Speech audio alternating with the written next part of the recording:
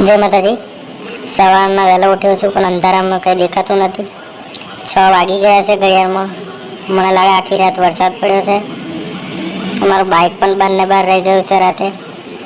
પાછળ જોઈએ કેટલો વરસાદ પડે છે તે જોઈએ। બહાર પણ બહુ વરસાદ પડ્યો છે। ચાલો હવે બાઇક લઈને જઈ આવવું પડશે કેટલો વરસાદ થયો ને તો જોઈએ। चलो बाइक ले लिए। गाम में केटलो वरसाद पड़े तो जोईए। तलाव में खूब वरसाद है। रस्ता पर पानी भराई गयु है। चलो आपणे नितांशु ने रमाड़ीए, गाड़ी पर बेसीए, पछी एने स्कूले मूकी आवीए थोड़ी वार रहीने।